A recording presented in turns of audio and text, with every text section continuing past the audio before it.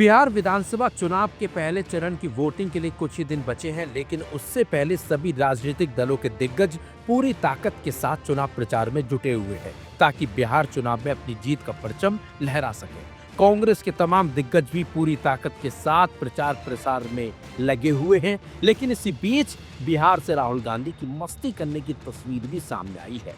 जी हाँ, बेगूसराय में लोकसभा में विपक्ष के नेता और कांग्रेस सांसद राहुल गांधी खुद तालाब में उतर गए और स्थानीय मछुआरों के साथ मिलकर मछली पकड़ने की पारंपरिक प्रक्रिया में हिस्सा लेते नजर आए। राहुल गांधी का ये नया रूप देखकर वहां मौजूद ग्रामीण भी हैरान रह गए। लोगों ने राहुल को तालाब में उतरकर जाल डालते और मछलियां पकड़ते हुए देखा तो ये दृश्य राजनीतिक मंचों से कहीं आगे बढ़कर लोक संस्कृति और जमीन से जुड़ाव का प्रतीक भी बन गया।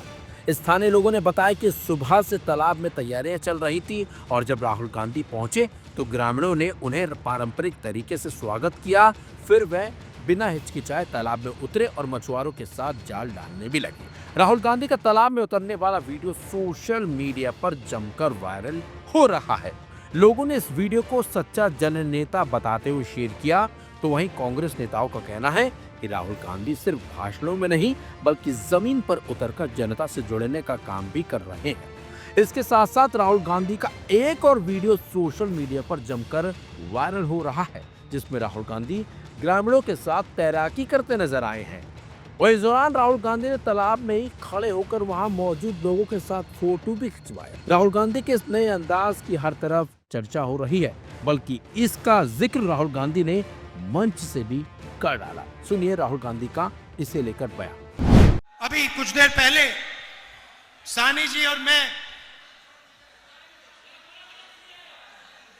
तालाब में मच्छी पकड़ने गए आज सुबह। क्यों? क्योंकि मैं चाहता हूं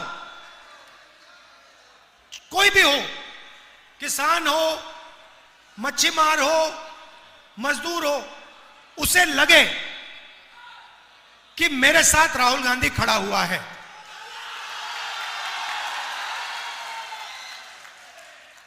तो यह मेरी कोशिश है। तालाब में मस्ती करने के बाद राहुल गांधी ने एक रैली को संबोधित दरअसल किया और केंद्र की मोदी सरकार पर जमकर निशाना भी साधा। अंबानी जी की शादी देखी आपने टीवी पे? देखा ना? वहां पे आपको नरेंद्र मोदी दिखे थे ना? राहुल गांधी दिखा था? नहीं। क्यों? क्योंकि मैं आपका हूं, मैं आपके लिए काम करता हूं।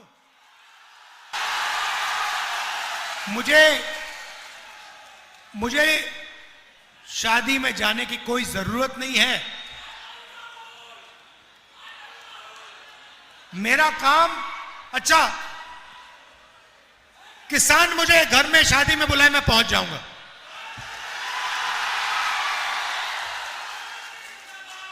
गरीब से गरीब मजदूर मुझे कहे राहुल जी मेरे घर में शादी है, आप आ जाइए, मैं पहुंच जाऊंगा। यहां पे बीजेपी का नेता आया बिहार में, उसने कहा कि देखिए बिहार में उद्योग लगाने के लिए जमीन नहीं।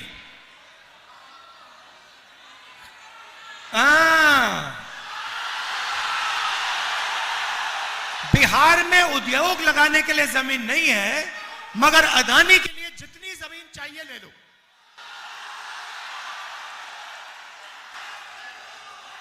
आप देखना, यहां पे चंदन जी ने कहा मक्का, मछली और तीसरा दूध। मक्का, मछली और दूध। इनकी जब ये सोचते हैं बीजेपी वाले, इनकी सोच है भैया मक्का अदानी को कैसे जाए, मच्छी अदानी को कैसे जाए, दूध अदानी को कैसे जाए। इनकी ये प्लानिंग है। हिंदुस्तान की सीमेंट की कंपनियां दे दी, एयरपोर्ट दे दिए, पोर्ट दे दिए, सोलर पावर दे दिया, बिजली दे दी, डिफेंस इंडस्ट्री दे दी। ये चाहते हैं कि हिंदुस्तान का सारा धन अदानी और अंबानी जी के हाथ में हो। और हम चाहते हैं कि मक्का, मछली और दूध का फायदा बिहार के लोगों को और बिहार के किसानों को जाए।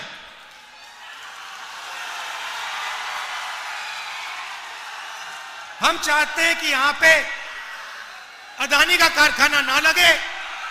हम चाहते हैं कि यहां पे बिहार के युवा छोटा बिजनेस चालू करें। कोई मक्के को प्रोसेस करने का, कोई दूध का, कोई आइसक्रीम बनाने का, दूध के प्रोडक्ट्स का बिजनेस चालू करे। युवा के लिए बैंक के दरवाजे खुले मिले। सानी जी ने अभी कहा कि उनको हम डिप्टी सीएम बनाने जा रहे हैं।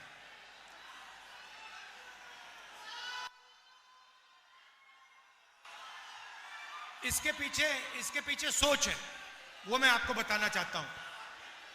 देखिए, बिहार में अलग अलग लोग रहते हैं, अलग अलग जात के, अलग धर्म के लोग रहते हैं। पिछड़ा वर्ग है, अति पिछड़ा वर्ग है, दलित वर्ग है, महादलित है, अल्पसंख्यक हैं, जनरल कास्ट हैं। अलग अलग लोग बिहार में रहते हैं। और महागठबंधन ने और हमने निर्णय लिया है कि जो सरकार बनेगी, महागठबंधन की जो सरकार बनेगी, उस सरकार में बिहार के सारे लोग शामिल होंगे। मैं उदाहरण देता हूं आपको।